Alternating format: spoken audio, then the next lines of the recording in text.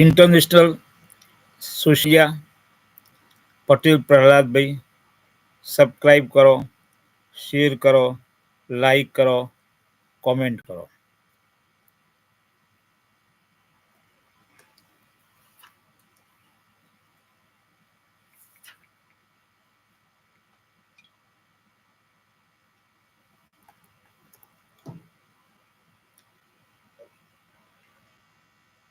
સૌથી પહેલા જય દ્વારકાધીશ, રાધે રાધે બધાને. સૌથી પહેલા તમારા બધાનો ખૂબ ખૂબ ખૂબ આભાર દિલથી વ્યક્ત કરું છું, કારણ કે મારો લાસ્ટ વિડીયો 21 મિનિટનો હોવા છતાં તમે બધાએ મારા વિડીયોને ખૂબ જ પ્રેમ આપ્યો છે, ભરપૂર લાઈક આપી અને ભરપૂર કમેન્ટ આપી. એના બદલ દિલથી તમારા બધાનો આભાર માનું છું. બરાબર, હવે આજે આપણે વાત કરવાના છીએ અમેરિકા વિશે. ગયા વિડીયોમાં આપણે વાત કરી હતી અમેરિકા વિશે, પણ અમેરિકાના ડ્રીમ વિશે વાત કરી હતી. બરાબર, એ બધાનું સપનું હોય છે અમેરિકા આવવાનું, અને એના વિશે આપણે વાત કરી હતી. અને મેં તમને લીગલ વે બધાને જણાવ્યા હતા કઈ કઈ રીતે તમારે અમેરિકા આવવું જોઈએ, બરાબર, અને કઈ રીતે ના આવવું જોઈએ. તો જે ઇનલીગલ વે છે એ અત્યારે પણ હું ના જ પડીશ કે કોઈ રીતે આવતા નહીં. બરાબર, લીગલ વે જ અપનાવજો આવવા માટે. અને આજે આપણે જે ટોપિક વિશે વાત કરવાના છીએ એ આજે જાણી લઈએ કે અમેરિકાનું ડ્રીમ તો બધાનું હોય જ છે આવવાનું, પણ અમેરિકા જ કેમ આવું છે. આજનો ટોપિક એ છે કે બધાને અમેરિકા જ કેમ આવું છે.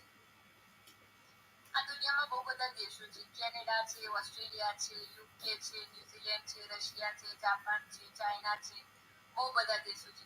પણ તો એ બધાના દિલની તમન્ના જે કહેવાય એ અમેરિકા જ આવવાની હોય. એનું એક મસ્ત ઉદાહરણ આપ્યું. જે લોકો ઘરે રહેતા હોય, મતલબ વિદેશ સિવાય પોતાની કન્ટ્રીમાં રહેતા હોય, એ લોકોની તો ઈચ્છા છે જ અમેરિકા આવવાની. બરાબર, પણ જે લોકો ઓલરેડી બીજી કન્ટ્રીમાં જતા રહ્યા, જેમ કે કોઈ કેનેડા પહોંચી ગયો, સારી રીતે સેટલ, જે લોકો ન્યુઝીલેન્ડની અંદર જે લોકો સેટ થઈ ગયા, ઓસ્ટ્રેલિયાની અંદર સેટ થઈ ગયા, યુકેમાં સેટ થઈ ગયા, જે લોકો સ્ટુડન્ટ પર ગયા, જે લોકો વર્ક પરમિટ પર ગયા, બરાબર, અધર કન્ટ્રીમાં France, Japan, Spain, Russia, China, બધી જગ્યાએ આપણા ઇન્ડિયાના લોકો દરેક કન્ટ્રીમાં તમને અત્યારે જોવા મળશે. બરાબર, તો પણ એ લોકોને પણ અમેરિકા આવવાની ઈચ્છા હોય. એ લોકો બી એવું વિચારતા હોય કે આપણે અહીંથી અમેરિકાના વિઝા એપ્લાય કરીશું, જો આપણને મળી જશે તો આપણે ઇન ફ્યુચર પણ અમેરિકા જઈશું. તો એવું તો શું કે બધાને અમેરિકામાં જ આવવું, બરાબર ને? જેમ કે સ્ટેટસની વાત જોવા જઈએ ને, એક સ્ટેટસ કહેવાય ને, તો અમેરિકા એક ગ્રેટ કન્ટ્રી છે. અમેરિકા જ્યારે બોલાતું હોય તો એની આગળ શબ્દ આવે ગ્રેટ અમેરિકા. એ ગ્રેટ અમેરિકા એમનેમ નહીં કહેવાતું.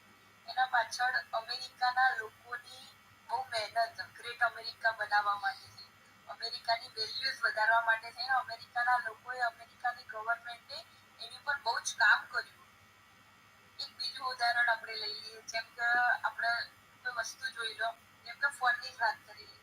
વિવો ફોન, સેમસંગ, પછી ઓપ્પોનો ફોન, લાવાનો ફોન, બધા ચાઇનાના કેટલીય કંપનીના ફોન આવતા હોય. બરાબર, બધા કંપનીની બેટરી બહુ જ સરસ ચાલતી હોય. પછી બધા કંપનીનું કેમેરાનું રિઝલ્ટ પણ ખૂબ સારું હોય. બરાબર, લોંગ લાસ્ટિંગ હોય બધા ફોન. એવું નહીં કે એક વર્ષમાં એની બેટરી એક્સપાયર થઈ જાય, એવું કંઈ નહીં હોતું. બહુ સરસ ફોન હોય. તમે 3-4 વર્ષ, 5 વર્ષ એક ફોન, મારું ઉદાહરણ આપું તો મેં 7 વર્ષ એક ફોન ચલાવેલો, સેમસંગનો ફોન. બરાબર, તો એ બધાની તમન્ના હોય કે મારે આઈફોન જ લેવો હોય. મતલબ, બરાબર, કેમ આઈફોન લેવો હોય? કારણ કે આઈફોન એક સ્ટેટસ છે. તમારી જોડે આઈફોન આવે એટલે શું કે હા ભાઈ આઈફોન આની જોડે, મતલબ ગમે એટલો ફોન બીજી કંપનીનો મોંઘો જ કેમ ના હોય, પણ તો જો તમારી જોડે આઈફોન હોય તો આઈફોન એક સ્ટેટસ કહેવાય. એવી જ રીતે તમે બધી જ કન્ટ્રીમાં જઈ આવો, પણ જો તમે અમેરિકામાં રહેતા હોય તો અમેરિકા એક સ્ટેટસ કહેવાય કે હા ભાઈ, આમ તમે ગર્વથી, ખૂબ ગર્વથી કહો કે હા ભાઈ હું અમેરિકામાં રહું એમ. અધરવાઇઝ જો કોઈના પપ્પા, મમ્મી, યા કોઈની છોકરો, છોકરી, કોઈનું ફ્રેન્ડ અમેરિકામાં રહેતું હોય, યા બીજી અધર કન્ટ્રીમાં રહેતું હોય, જો કોઈની છોકરી કે છોકરો અધર કન્ટ્રીમાં રહેતો હોય તો બધા કે હા ભાઈ મારો છોકરો કેનેડા, મારી છોકરી કેનેડા, યા ઓસ્ટ્રેલિયા, યુકે, એ ગર્વ જ અનુભવશે માતા પિતા કહેવામાં. પણ જો અમેરિકા હશે ને તો વધારે ગર્વથી કહેશે મારો છોકરો અમેરિકા, મારી છોકરી અમેરિકા, એમ મારો ફ્રેન્ડ અમેરિકા, એવું ગર્વથી તમને કહેશે. સોરી, માફ કરજો, વચ્ચે વચ્ચે મારા કૃષ્ણનો થોડો અવાજ આવી જશે મીઠો મધુરો, તો એને પણ સાંભળજો તમે લોકો. તો અમેરિકા એક સ્ટેટસ, જેમ આઈફોન એક સ્ટેટસ છે એમ અમેરિકા પોતે એક સ્ટેટસ છે. એમ અમેરિકા જવા માટે લોકો ગમે તેવા દેશમાં હોય તોથી પણ ટ્રાય તો એકવાર કરે જ કે અમેરિકા જવું. બરાબર, કેમ? અમેરિકા એક બ્રાન્ડ, જેમ આઈફોન એક બ્રાન્ડ છે ને એમ અમેરિકા એક બ્રાન્ડ છે. તમને ના ખબર ખબર હોય તો આઈફોન એ અમેરિકાની જ બ્રાન્ડ. હવે તમે ચાઇનાની જ વસ્તુ જોઈ લો, દરેક વસ્તુઓ ચાઇનામાં કોઈ વસ્તુ નહીં હોય જે ચાઇનામાં નહીં બનતી હોય. દરેક વસ્તુ ચાઇના બનાવો, દરેક વસ્તુ ચાહે ઇલેક્ટ્રિકલ હોય, પેન્સિલ હોય, પેન હોય, લોખંડની વસ્તુ, કોઈ પણ વસ્તુ હોય, બરાબર, દરેક વસ્તુ ચાઇના બનાવો. નાની ટાંકણીથી માંડી મોટા મશીનો બધી ચાઇના પ્રોડક્શન કરો. પણ કેવું હોય, એની કહેવત શું હોય તમને ખબર? બધા ખબર છે, ચાઇના ચલે તો ચાંદ તક, નહીં તો રાત તક, એવી એની કહેવત. એટલે દરેક વસ્તુ એમાં બને પણ એની કોઈ વેલ્યુ નહીં. અને અમેરિકામાં વસ્તુ બને પણ એની વેલ્યુ બહુ મોટી છે. જેમ કે આઈફોનની વેલ્યુ આખા વર્લ્ડમાં, બરાબર. તો અમેરિકાનું કામ, અમેરિકાની એપલ પ્રામાણિકતા, અમેરિકાના માણસો, એ બધું બનાવવા અમેરિકાના વેલ્યુ વધારે. અમેરિકાના માણસો અમેરિકાની વેલ્યુ વધારી. કેમ વધારી? કારણ કે અમેરિકાના માણસો પ્રામાણિક માણસો. અહીંયા સૌથી સારામાં સારી વસ્તુ એ છે, અહીંયા કરપ્શન તમને કોઈ ક્યાંય જોવા નહીં મળે એમ. બિલકુલ ઓછું કરે. એવું નહીં કહેતી નહીં કરપ્શન, અહીંયા બી કરપ્શન ચાલે, બરાબર. મને એ તો વધી ગયું કરપ્શન અહીંયા પણ ચાલે, પણ એટલું બધું નહીં ચાલતું જેટલું બીજી બધી જગ્યાએ બીજા બધા દેશોમાં ચાલતું હોય, બરાબર. એટલા માટે અમેરિકા આખા દુનિયામાં ફર્સ્ટ નંબરની કન્ટ્રી એવી છે જે ગ્રેટ કહેવાય, વેલ્યુએબલ કન્ટ્રી કહેવાય. અને અમેરિકાના ગ્રેટ કોણ બનાવે તમને ખબર? અમેરિકાના રૂલ્સ અને રેગ્યુલેશન, અમેરિકાના લો અને ઓર્ડર, એ અમેરિકાના ગ્રેટ અને વેલ્યુએબલ બનાવો.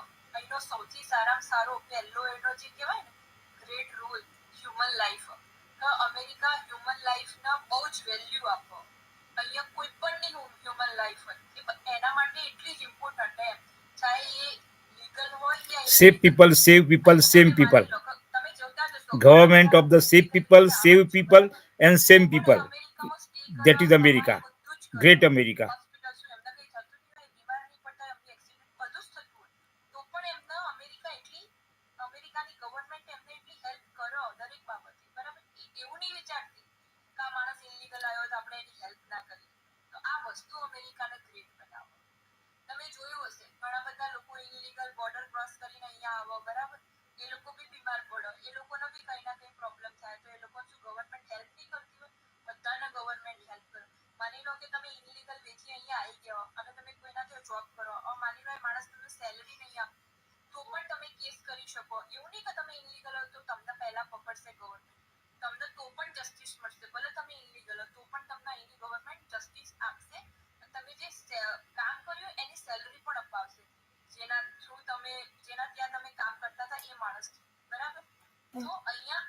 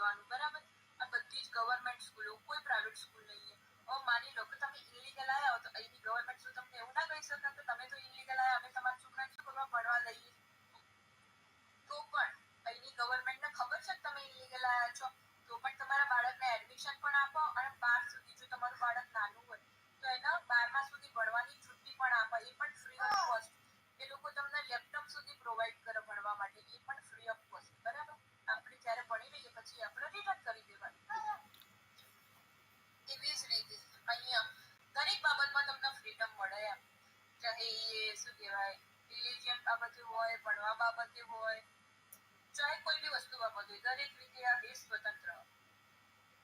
1,391%. That's how much Tesla stock has returned over the last 5 years.